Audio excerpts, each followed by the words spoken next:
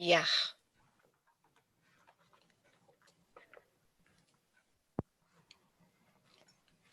So you tell us when, Andrea. Yeah. It's 3:02. Yeah, we only have, let's see. Like we I know Kathy's not coming on. Vivian's going to be late. Right. 58, by the way, Labora. Excuse me? Did you say 3:02? Oh, you know what? 58. Oh, it's two. Oh, I'm sorry. You know what? My Dell is 4 minutes fast. Oh, Okay. And I don't know why that is. It's like, but stop rushing. Like, come on, come on. We need 60 minutes. We need every second of this time. we really do, actually. Some of the committees are going a couple hours, so we're very efficient. Yes, we are. I was like, well, when did she get 3:02? Hi, Michael. Everybody, we are live currently. Okay, thank you. Hey, Mike. Hey, Mike. Good afternoon, everyone. How are y'all? We're good. How are you? Tip top. Oh, wow. Tip top. Okay. That. Let's give it 2 more minutes. We'll get rolling. Andrea, I'm going to go ahead and drop off here just so people can see better. Okay. But I'll be here if anybody needs me. Thank you all Thanks, very much. Quinn. All right, there's Dr. White. Yep.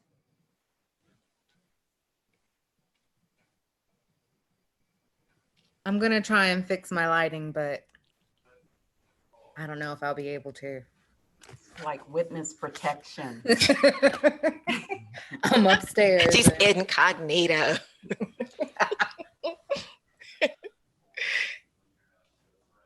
That's better. Perfect. Right there. Yeah. Okay.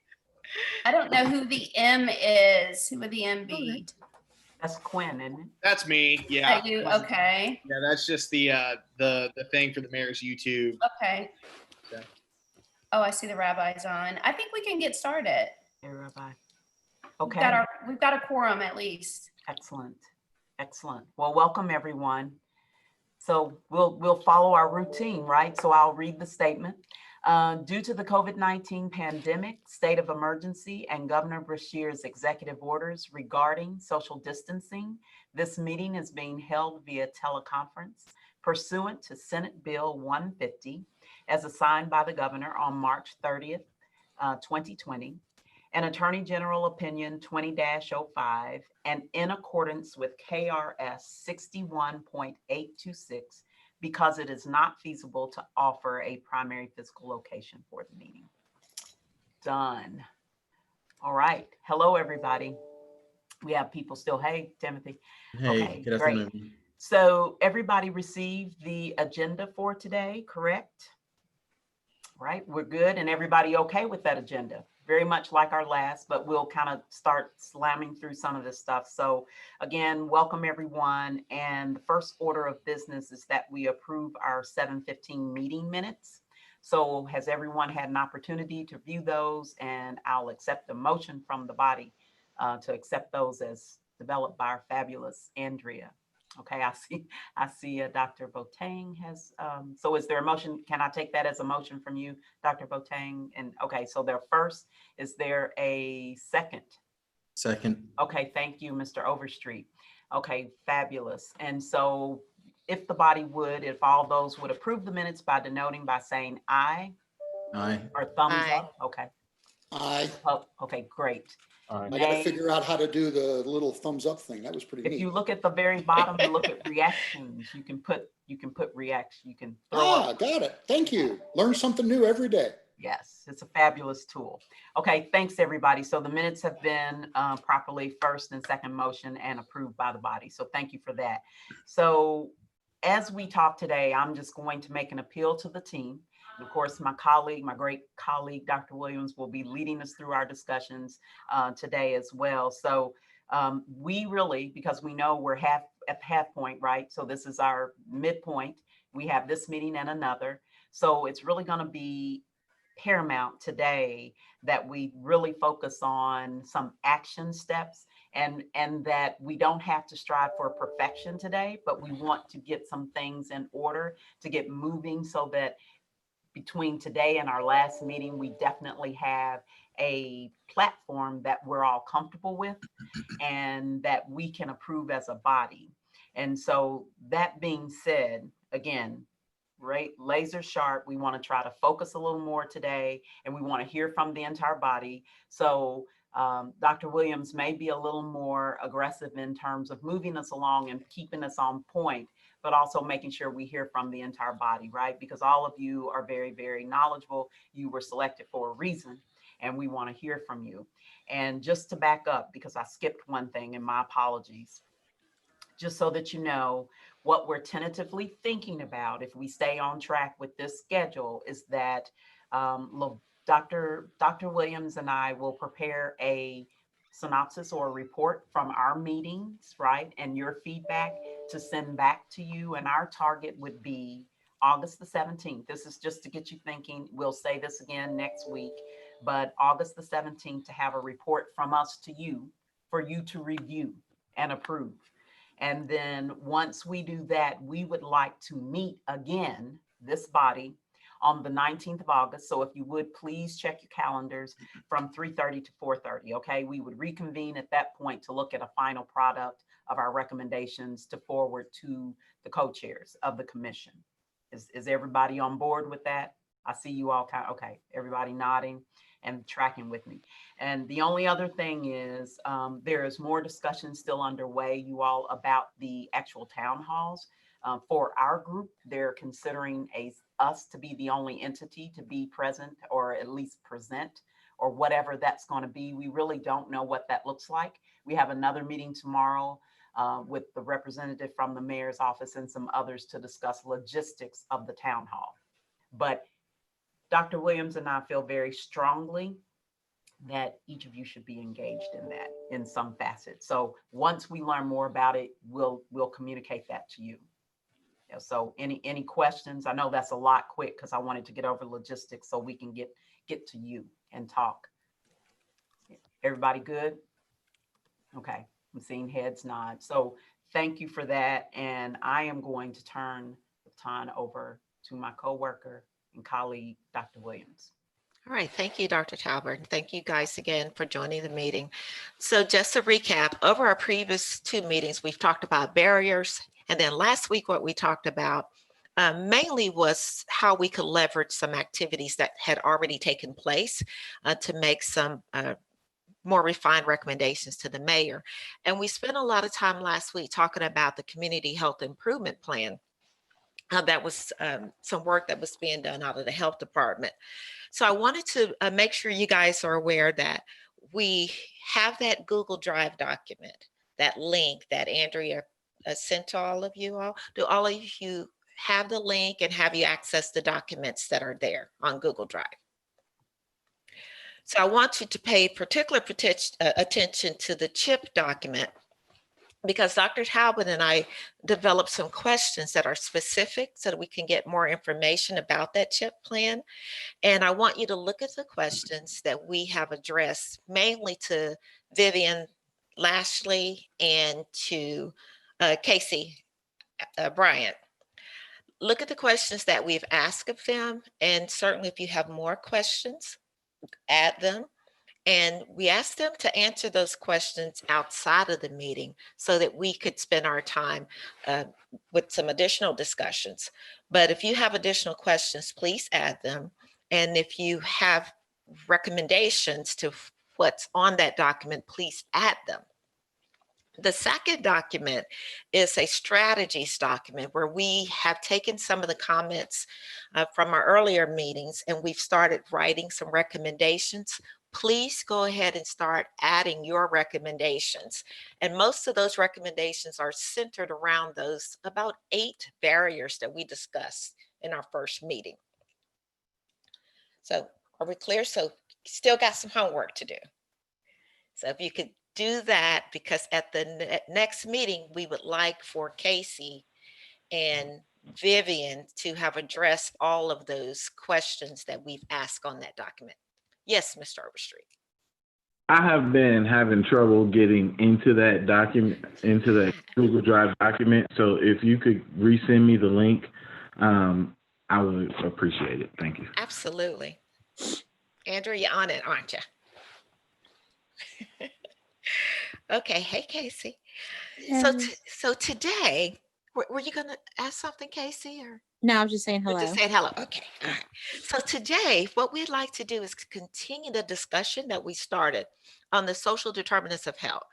And just as a reminder, you guys, when we talk about the social determinants of health, what we're talking about are those matters that affect how people live, where they live, the environments where they live, they work, they play, they worship, and they age.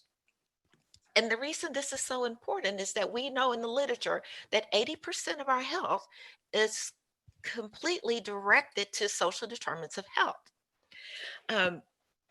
And given that our charge is to really look at where inequities exist here in Fayette County and make recommendations to address them, today as we speak, I want us to really just hone in on what they are. So there are two social determinants of health that I really want us to hammer through today. One of them is the neighborhood and the built environment that we haven't spent much time talking about. And the second one is healthcare access. So I want you guys to think about the areas of Lexington that are more affluent. And then think about the areas of Lexington where there are inequities. So for instance, if we're talking about the neighborhood and the built environment, think about the parts of Fayette County where there are sidewalks, parks, green space, the quality of housing. And let's talk about the areas where those items don't exist. Jump right in.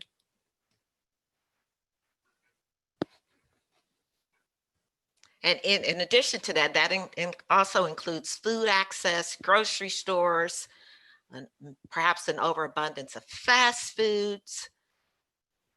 So there are two things that come to mind for me on that question.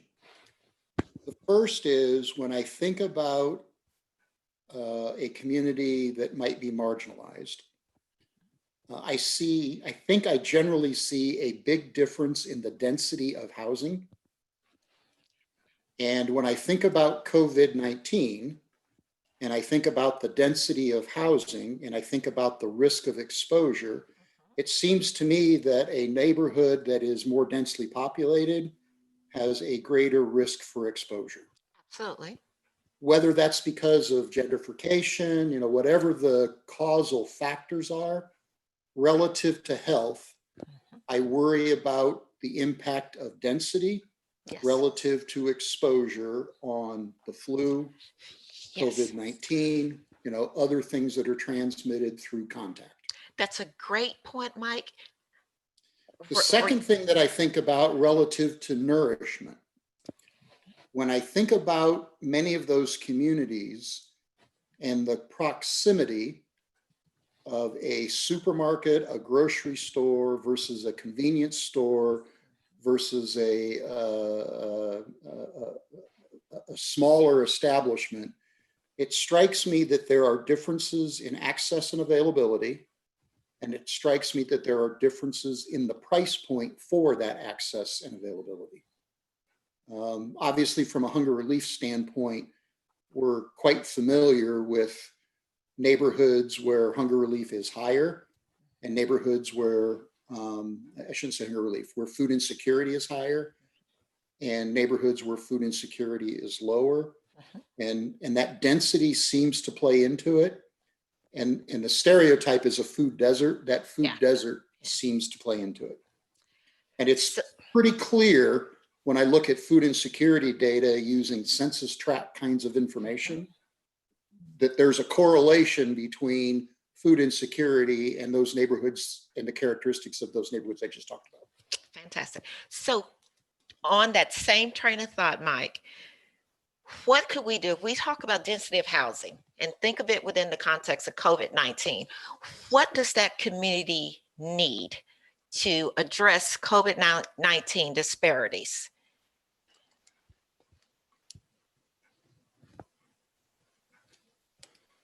So one of the things that I think has been refreshing is the decisions that were made in the last couple of weeks to make sure that testing was available in specific neighborhoods where you've got transportation barriers, where you've got dense housing, where you've got economic disparity.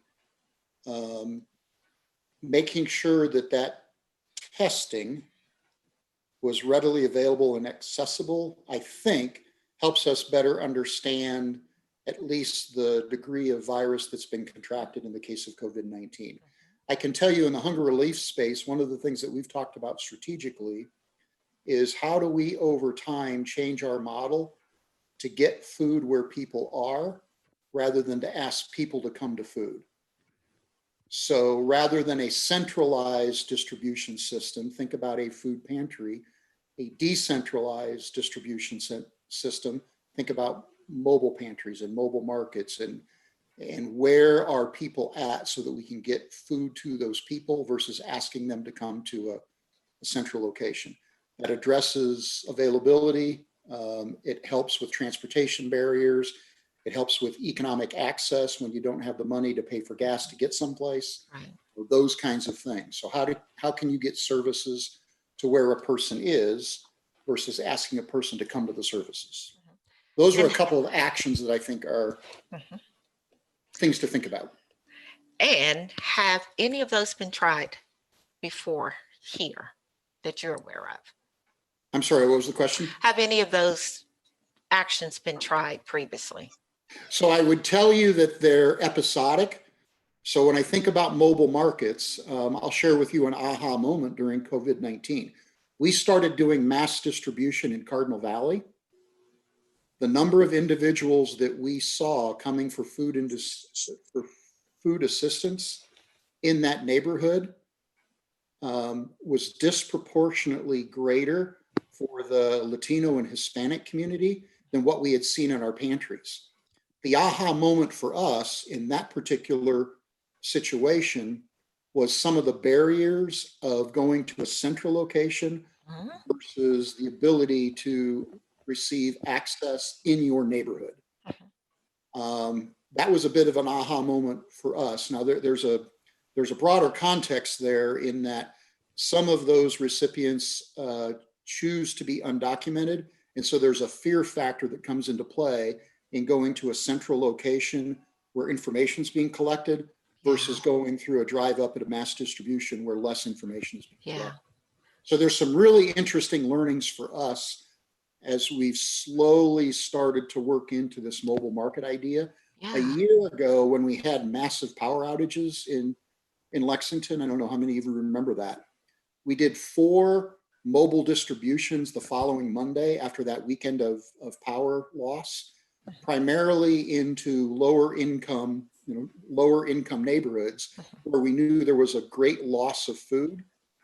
And that direct access absolutely made a difference in our ability to serve those who needed assistance. Mike, that was a great example of identifying a need and presenting a strategy to address it. Could you make sure that that's included on our documents and it would also be captured in the minutes today too? Thank you for that. Anyone have anything to add to what? I do. I don't know who would have this data exactly, but Fayette County Public Schools, right after school was dismissed back in March, they did the buses go out and actually give kids lunches. And so that had to come to a cease because of COVID issues. But I'm wondering if that's something the mayor can work with the schools to bring that back, because I know that Fayette County still has centers where kids can go and get the lunch, but if their parents are at work or there's no transportation period, they can't access those sites necessarily. If it's outside, 1 or 2 miles that a child could walk. and depending on the age of the child, correct, right? And so another thing too is that bringing, along with what Mike was saying, bringing in the food to the neighborhood, bringing those I think I wrote that on our document, bringing the farmers markets to those communities. You know, farmers market, a lot of these communities that we are referring to, you know, there is a higher percentage of SNAP beneficiaries, and farmers markets will take SNAP. And so Okay. to market that and bringing those farmers markets to those communities. When we had farmers markets at the health department, I mean, it's a little, you know, people would come, definitely people as they were leaving the health department for whatever reason, but you know, also people who live locally. But again, if it's outside of a mile or two, people are not necessarily going to be able to walk. Right. Transportation, is that an issue in regards to? Oh, it's absolutely an issue. You know, and Mike, you're probably really aware of the food deserts in Fayette County. And I wish Mark Johnson was on the call here, because unless my memory is failing me, I feel like he did or was a part of an assessment that looked at the markets that are available in the lower SES, lower socioeconomic status communities, and what they had available in there. And I can't imagine that the data has changed much, because I do a lot of work in these neighborhoods and go into these stores just by matter of fact of needing something to drink or whatever. And so I don't know how much you guys know about food stamps, but you can take food stamps if you have at least a fruit and a vegetable, or you're selling a fruit and a vegetable at the store. And then of course, you know, these regulations may have changed in the last few months. I'm not quite sure, but they may just have one little pile of rotten potatoes, one little pile of rotten apples, and then the rest of what they're selling is junk food. Right. So I don't know if we can do more policing, giving somebody, whether it's the health department or somebody, more power, and making sure that these stores that are available in the communities carry a fresh array of fruits and vegetables, and especially in relationship to the percentage of junk food that they sell, which you can buy with food stamps. So let me add on that real quick if I could. So there's an interesting program that's happening in Louisville that addresses that very issue. A large retailer has partnered with the food bank to create a mobile market. That mobile market it's for commerce, so it's not food distribution for food insecure. It's about going into neighborhoods where access to food is more limited. And it's a one aisle grocery store in a large trailer. And it has fresh produce. It has all of the products that you would typically see in a larger supermarket, albeit in smaller quantities. And so for individuals that have access to SNAP and SNAP benefits, or for individuals who have economic resources to purchase product, what the food bank in Louisville does is they schedule that vehicle partnering with the retailer. The retailer stocks it, the retailer staffs it, the food bank coordinates where it goes. That was partially funded by the Louisville city government. It was partially funded by the retailer. We could replicate that model here to be able to begin to address some of the food access issues on fresh produce and other kinds of things, whether it be distribution for those that are food insecure, or whether it be distribution for those that have access to economic resources but can't get to a store because the store is not in their neighborhood. That could be an interesting action. It would require funding, it would require funding, and it would require agreement from a retailer to develop the system, to replicate the system that's happening in Louisville here in Lexington. Trust me, I've had plenty of conversations with the retailer. They're not ready to go yet from a profitability standpoint, but this could be a catalyst, regardless of profitability, that moves it forward. Yes. Yes. Thank you for that. I want to add that while I appreciate all of the ideas and they all sound great. Can you all hear me just fine? Okay. I appreciate all the ideas and they all sound great. But I think what I would like to see more than anything is for us to empower our own communities to be those markets and be those stores that provide that good food. So it puts those dollars right back into our community, because those existing stores that are there that are just taking advantage of us that we can walk to.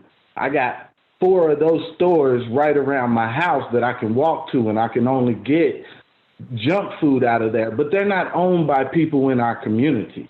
So I don't want to improve those stores or make those stores be accountable. How about we just incentivize our people in our communities to bring in our own businesses and do those type of things?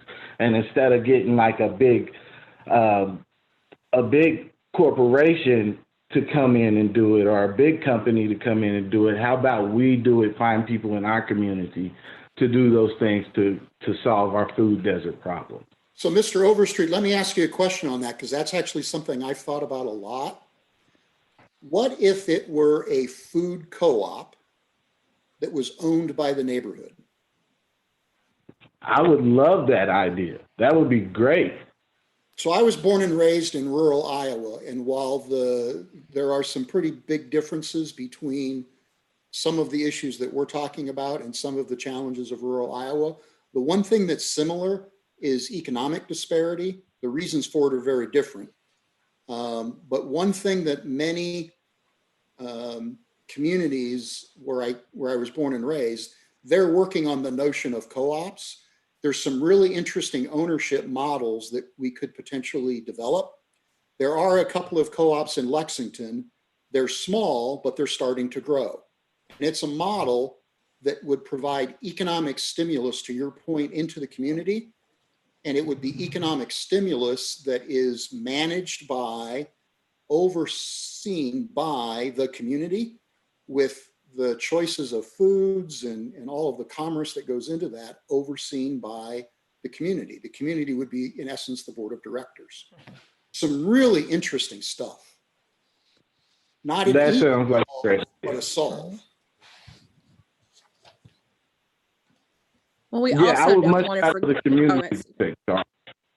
I'm sorry. ahead, I would much rather the community be in control of Mhm. providing us food than other people outside of the community. Mhm.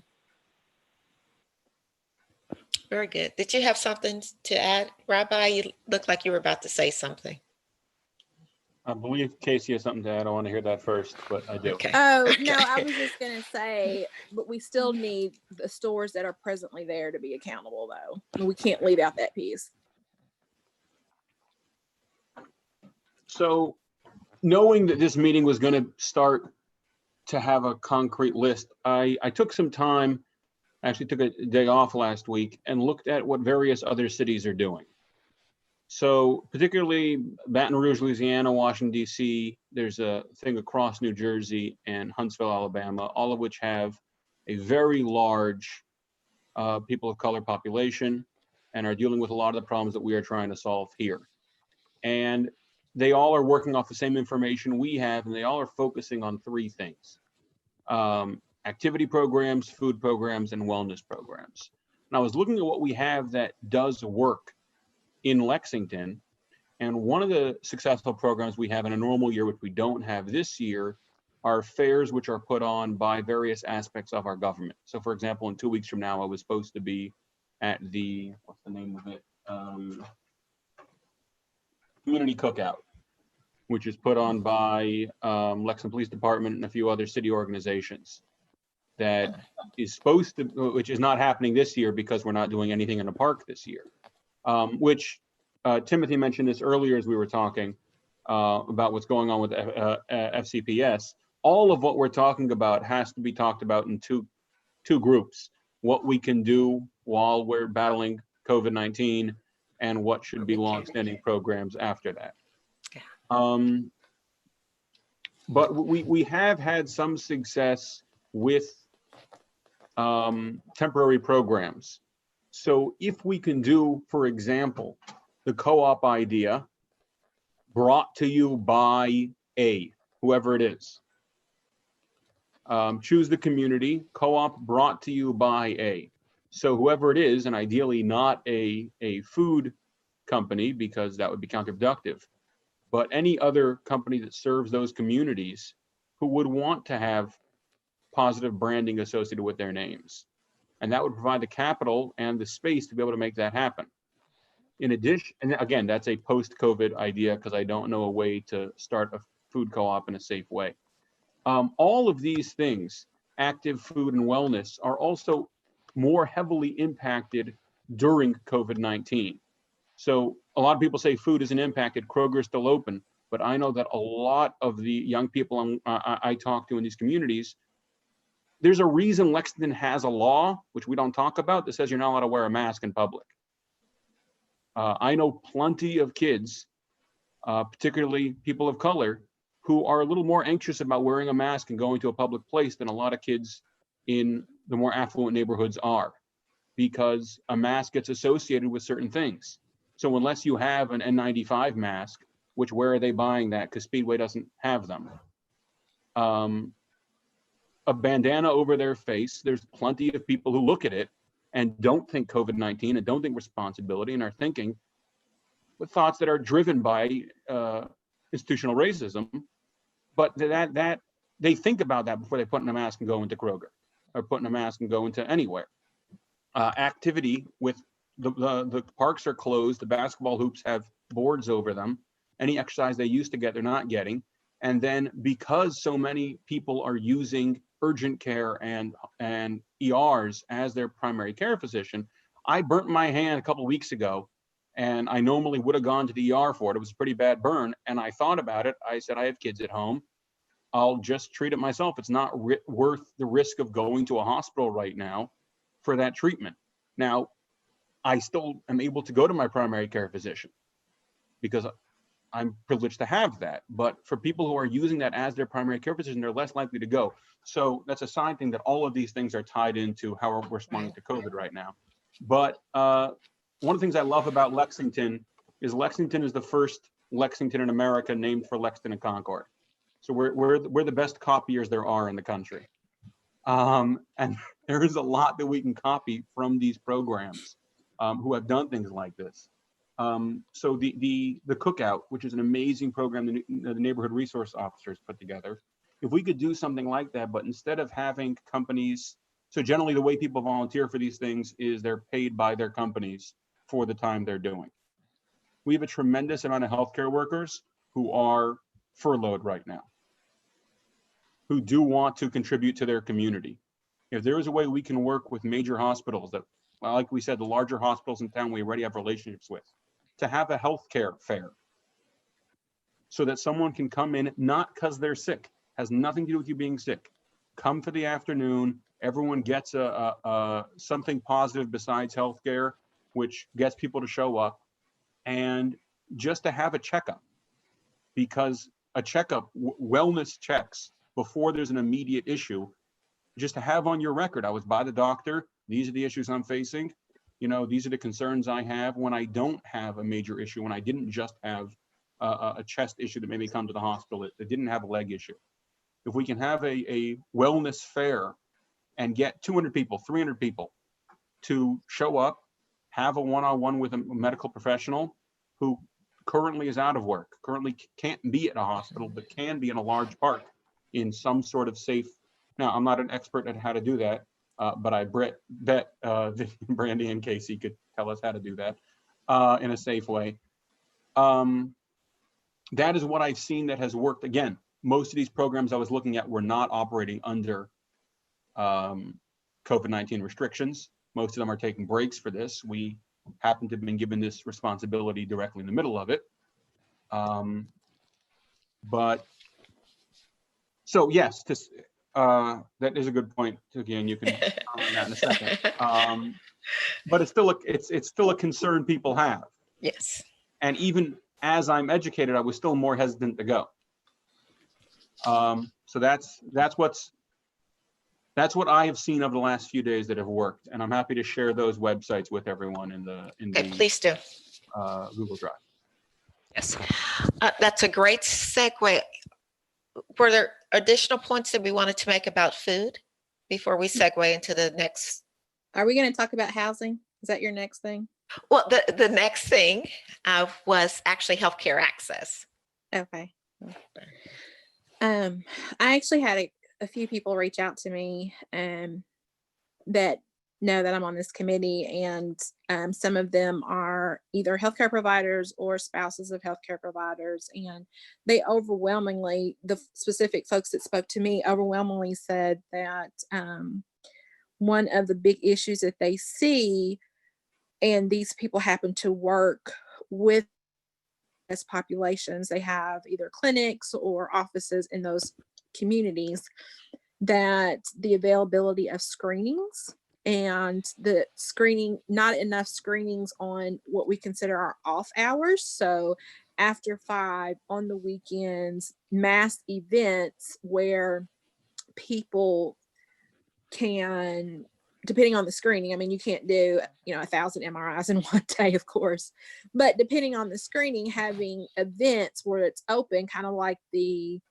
COVID testing, and people can get them done during those off hours, and that are free. See, that's part of it too, because if you do have insurance, the copay for a test, especially something diagnostic like an MRI, may throw you out. We always know not quite eligible for Medicaid, right? But they have to have insurance, but they still can't afford the copays and deductibles. So, just something to throw out there. And I don't know, if the mayor's office can mandate that to happen, but partnering with healthcare agencies to offer more free screenings. So Casey, when you say that and you say screenings, I mean, any particular, because of course, when you start talking about MRIs and stuff like that, Right. you're really talking about radiological necessarily. Sure. Well, it depends on the person that reached out to me. One person mentioned mammograms. Okay. So here we're talking about something that's more along the lines of MRIs, where we couldn't necessarily do cancer type. Yes, things like that. But Yeah. then also screenings that you can do mass amounts of people, like diabetes, blood pressure, just weight screening, or the point of care cholesterol test. I mean, we can do a lot of, you guys know, Yes. the ones that we can do, a lot of people. You're just throwing me off with the MRI analogy. Okay. So That's the first one that popped in my head. Okay, so I know MRIs are super expensive, but if you think about it though, like the mammograms, which aren't cheap, but if you're talking about, the African American community, our death rates from breast cancer, you all know, and you wonder how much of that is because screening wasn't done in time or at all. And if I have to choose between going to my hourly job or taking off a day for whenever the hospital or the healthcare agency chooses to put me down for mammography and other tests, it's, they're going to choose going to work, making money. Exactly. Yeah, I think that was one thing that was very attractive about the COVID-19 testing at Shiloh Baptist Church. It was walk up. Yes. And no appointment. And for people who work shifts or work variable hours, that's very attractive. Mm-hmm. And so we can apply that same access to screenings. So very good point.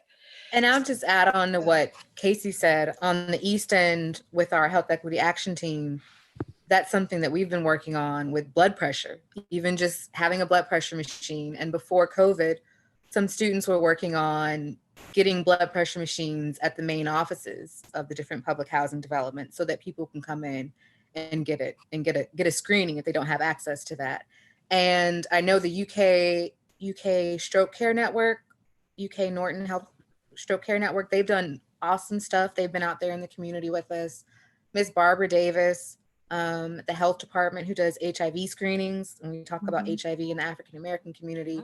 So I think the challenge is though getting the support from that. So with us, it's just me and my team of students and other supporters and the housing authority and the residents. And our time is really stretched. So having more support doing that throughout the city, because I know there are public housing units, public housing developments, just not just in East End, but all over. But that's really important, and that's something that I hear. So thank you, Casey, for pointing that out. Yes. And not just, I'm sorry, go ahead, Mike. No, you go, Casey. No, I was just saying, and not just physical health screenings, Dr. Boating, but mental health screenings and dental, because people often will have health insurance, but dental insurance is, so, just want to mix that up in there as well. Cause I know we often get focused on physical health. But we talked about community health worker and having a navigator. And to me, this sounds like a perfect example where that role could come into play to help with screenings and access to resources that are already available in the community. So let's talk about federally qualified health clinics. Can I jump in with a quick question? Yes. So I find myself thinking, as you all were talking about access to healthcare, I found myself thinking a little bit about, Mr. Overstreet, your comment a few minutes ago on food access. How much of disparity in access to healthcare is a function of that healthcare not being in neighborhoods where people live, not being owned by residents of those neighborhoods? We had a great conversation a few minutes ago about co-op versus corporate food. Is it the same thing with healthcare access?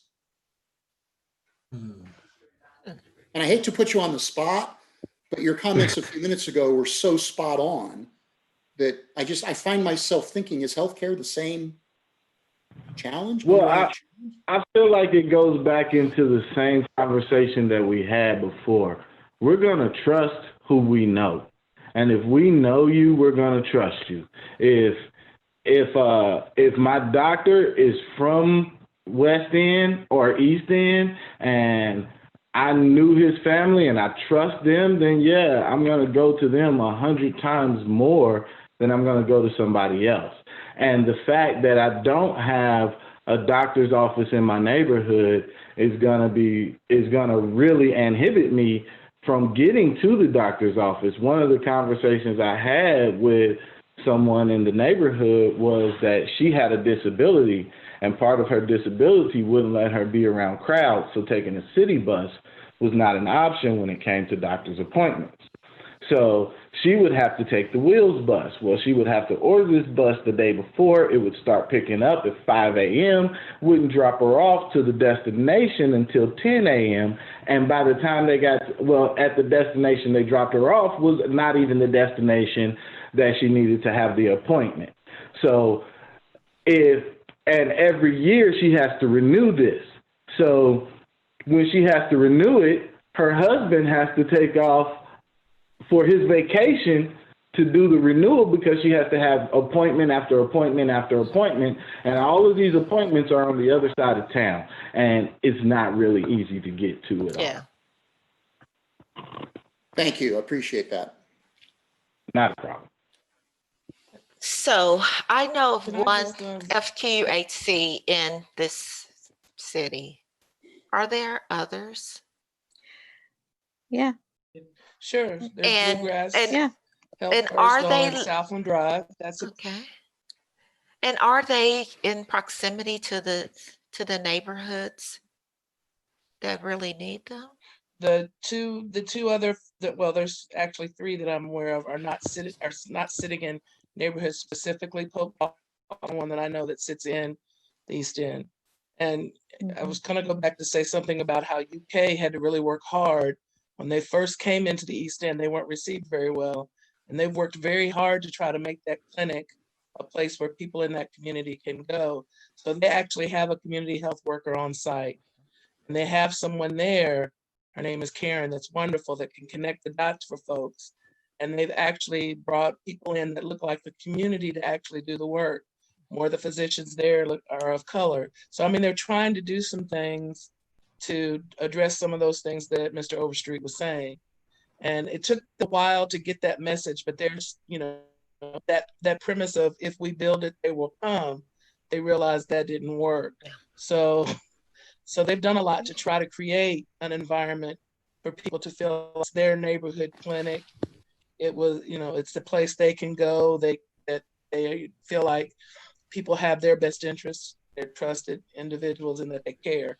So that's just, it does work. But I mean, that model does work of putting clinics in communities, but you have to go in kind of with a different lens. I think UK found that out, but you have to go in with a different lens now. So Vivian, can I add on to that? So I work a lot with the people on the East End, and the trust is not there. They have not done enough because people do not feel like that clinic is for them. I didn't say they've done great. I said they tried. You're missing. I mean, like Brandy. there's a long way, Vivian. So Dr. White, I hear you though. I hear you. Are there recommendations? But they're taking small steps that other clinics are. Yeah. So those small steps over time may make a difference. So are there recommendations that we can make regarding those steps? The steps need to be exactly what I've done. I've been working on the East End for 1.5 years now. And I'm still building trust with them. Mm-hmm. So it's not just we're here for you. No, it's going out into the community, meeting them where they are, going in and doing screenings with marginalized communities. Okay. And I don't think a lot of predominantly white institutions are prepared for that. They don't recognize the hurdles that they need to go through to build that trust, and for good reason. I mean, a lot of these institutions, all of them experimented on Black bodies. So there's a long way that we have to go, and what we've been doing isn't working. So what recommendations can we make to help with that process? So are you suggesting that we recommend that there are more small screenings done to develop rapport with the populations that they're trying to reach, and just in conjunction with the mayor's office, and sending people out there that look like the population that they want to serve? That, I think that's really important. But I think, and this is my opinion based on everything that I've heard, UK alone going out there, the trust isn't there. It's not there. So there's going to have to be a third party. The community health worker, though, Brandy, the community health worker that works at Polk Dalton lives in East End. I mean, that's the key. She's a resident of East End, but she's also their community health worker. Yes, I hear you, Vivian, but I'm telling you what I hear and what I see. No, I'm not invalidating what you're saying, Brandy. Don't get me wrong. I'm just saying she asked what recommendation, and I'm saying I think that's critical. That's all I'm saying. I'm agreeing with you. I'm just saying I think that's an important point. Right. Is that if you're going to do community health worker model and you're going to have people in the community, they ought to be from the community. That helps build a rapport. And not just have That's all one. I'm saying. Vivian, right? Don't just have one. Exactly. They need more. Right. Yes. Right. They have one. You're right. They only have 2 in Fayette County. You're right. Yeah. And say you have all of the Black people and we're putting it all on you to solve our problems. And that's not fair. So I'd like to just, if I may, I'd like to hear just a little bit more about the, cultural mistrust is a well-researched topic. So Dr. White, could you speak to specifically what the, and I know it's anecdotally, but what are the specific concerns about the target population? Because until we get a wrap on that, it's not like we can go into problem solving mode. I've had people tell me that they've been misdiagnosed for things, that they'll go in, and this is especially among Black women, they'll go in and they'll have something wrong and they say, oh, well, you need to get a hysterectomy. And they go to another doctor and they don't need one. They go to a different institution. There's some concern too, as well, with the history of UK. I mean, if we think about Rupp Arena and Old Kentucky Home, what those words mean, people know that. The community knows that. And I think, that's a larger issue that UK, we have to work on. But I think just the presence is the most important thing. Yes. And be ready. You're not going to get people aren't going to come right away. Right. So you have to be consistent and persistent. And So thank you. Thank you for that, Dr. White. Keep stay in my seat here, but thank you, Dr. Fontaine, for asking that question, because I think that we have to really have some specificity there to help. And I appreciate both Vivian as well as Dr. White giving some specifics, because I want you all to recall where I work, and that is here at the university at the hospital. So I really want to take this stuff and channel it through our system to look at some ways to make us more effective, because I think that the visibility and trust in the community is key. So that helps me. More specificity helps me in communicating with colleagues on this side, especially as it relates to Polk Dalton, as well as the Family Care Center out off of Red Mile Road. So I think that we have some opportunities, we have some places where we can focus more of our attention in terms of physician-patient concordance and some other things that you all have mentioned. But I think that it helps us having some specific things. And I think that other things we need to look at is looking at that healthcare worker out there, but also a liaison, a person that also is bringing things back to the hospital to talk about this isn't working, or we're seeing people being misdiagnosed, or what have you, so that there's more attention around reviews of those. Yes, feedback loops. We have peer reviews of cases. Yes. For decision making. So I just want Can I go back to the basics, which is what I suggested last week? Assessment. I mean, we have anecdotal data, right? Exactly. But assessment. That's why I brought up the CHIP last week, because we're never going to really know the truth, right, of everybody, or a representation of everyone until we do that. And back to Dr. White's comments, would it be helpful to have a community advisory group from that population so that we can get this kind of feedback? As long as it's representative. Absolutely. I think that's the most lay important thing. Yeah. Yes. Yeah. Good. Okay. So let's talk about, there are communities that are heavily populated with people English as a second language. In those communities, what resources are available there to support that, to make sure that they have access to care, people that understand language?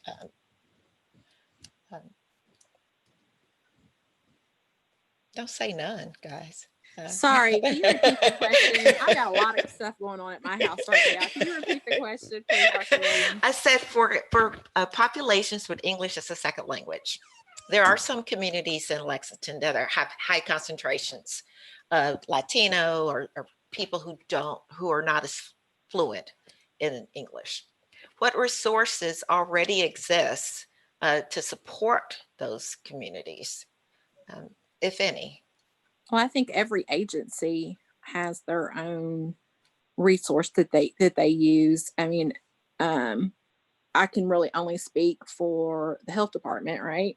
That we have our customer service people are English, they speak Spanish. We have people all throughout the agency who speak Spanish. Now, the problem is that that's not the only language that we're talking about here. And if we want to talk about specifically our Black community, then you have to consider refugees and the many languages that they speak. Yes. So I think that if you're a Spanish speaking person in Lexington, most likely whatever agency you're affiliated with is going to have someone to advise. They're going to put materials out in Spanish. And someone who is Spanish speaking only may feel differently. Okay, I'm just giving my opinion. But let's talk about the other languages that within these Black and brown communities. Yeah, I would Similar experience for the food bank. We've done a pretty decent job with Spanish. We've not done as good with And other others. languages, think Swahili as one example. Mhm. There's a number that we have not done as good a job on. Vivian, you were speaking? I was just gonna say,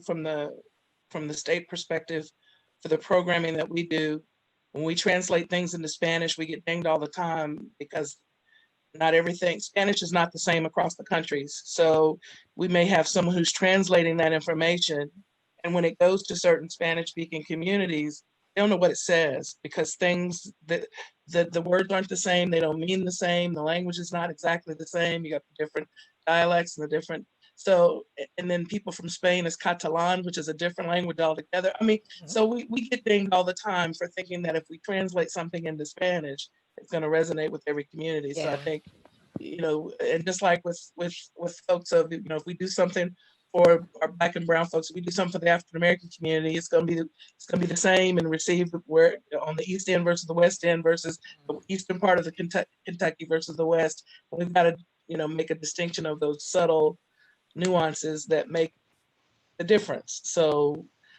yeah, we do a great job, but in the same vein, we get dinged for just translating something into what we consider one language. So, Yes. And transportation to the clinics, to the FQHCs, are they on the bus routes?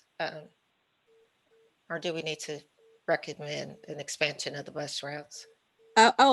Well, I'm not even going to answer the first question. Definitely to your second question, yes, they need to be expanded. I mean, why can't we have healthcare facility runs only? Because this is the issue with our current busing system, is that depending on where you live, where you're going, it may take you an hour to 2 hours to get where you're going. Yes. I can certify that. I was a LexTran rider for many a year. I could attest to that too. Yes. And so why can't we? So yes, a lot of facilities are on the bus route. UK, Baptist, not quite sure about Kentucky One, probably. Health Department, yes. It is, Pope yeah. Dalton, is there one? Is there a bus stop near there? Yes. So Yeah. yeah, so that's, I don't know if that's the issue, but the issue is the timing, or like Mr. Overstreet said, people having to rely on wheels, which I'll keep my opinions to myself about that one. But we need and I don't know who's in charge of that. Does the mayor have influence over the busing? I mean, I don't know. City government, city Is that transportation, I would say LexTran? yes. LexTran, yes. LexTran, yes. Yeah. There's a mayoral appointed, the LexTran board is something that goes through the mayor's office. So, I mean, so the mayor's office has influence over that. And can we do very specific routes just for transportation that are wheelchair accessible, much like Wheels? I mean, they could even take some Wheels buses and repurpose them for LexTran. Yeah.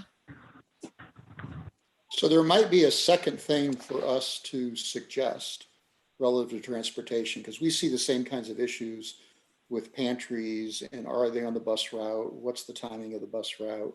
During sharing Thanksgiving, many people rely on Wheels, and we know what the time constraints are on Wheels. It could be really interesting to suggest to LexTran to do a cost analysis of public transportation versus publicly managed private transportation. So imagine a contract with, I'll just pick two examples, Lyft or Uber, where there is a contract with a private service that provides point-to-point destination with some kind of a cost subsidy from the government that would be in lieu of busing, right? And you could do a really interesting cost analysis to see if the improved service, assuming there is any, would be worth the cost differential. That could be a really interesting study that might tell us how to reimagine our transportation systems and how we might be able to reduce some of the barriers that exist with the current design. That's just one idea. There's probably lots of research that could be done to reimagine a different kind of transportation system. Thank you. It's worth saying out loud that the best way to make it more convenient for people to get healthcare is to put healthcare where the people are. But again, that's a separate issue.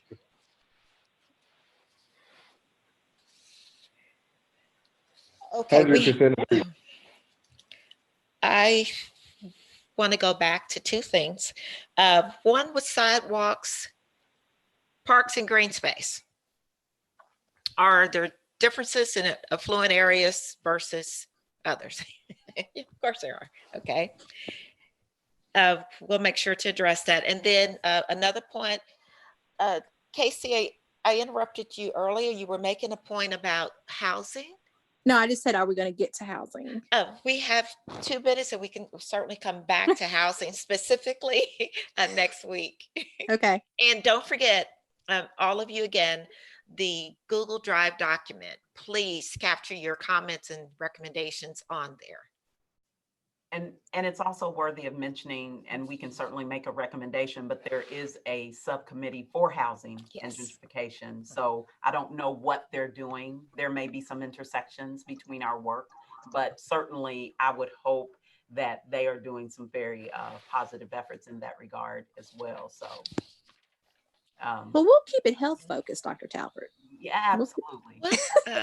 But I was just saying, Okay. I didn't know what angle you were coming from. So absolutely. Okay. And And I want to make a quick apology. I'm sorry if I came off too strong. Vivian, I love you. I'm hot. Summer camp went late. So you all caught me running around with little kids. I'm hot. You know, we go way still. back, Brandy. You and I are fine. You and I are Yes. fine. I just wanted we you have to know a that I love passionate you. group, and that's okay. We're going to focus that And I love passion. that We're going to about her, use yes. it. Yeah, So, just a quick okay, I heard question. someone say my name. Yes. A quick question. Dr. Talbert, would it be possible to get a brief report out from the other committee on any interdependencies that they may have talked about, that we've talked about? Sure, we'll That try could be to. We'll try helpful. That could be really helpful in terms of focusing us on what is it about housing we need to talk about versus what is it on housing they've already got covered. Sure, we'll look into that. We'll depend on our fearless helper here and colleague Andrea, but we'll connect, sure. And I have a meeting tomorrow, or both of us, Dr. Williams and I will be meeting with others tomorrow, so we can inquire about that. It's a great question. You guys were awesome today, as always. I want you to think ahead to next week. We've talked a lot about trust. And one way to build trust is through civic engagement.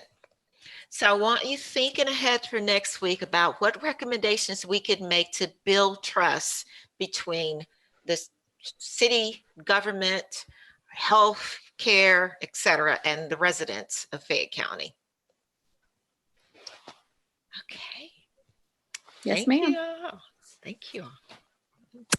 Bye, guys. Thank you all. Have a great Any day. closing remarks, Great week, guys. Dr. Talbert?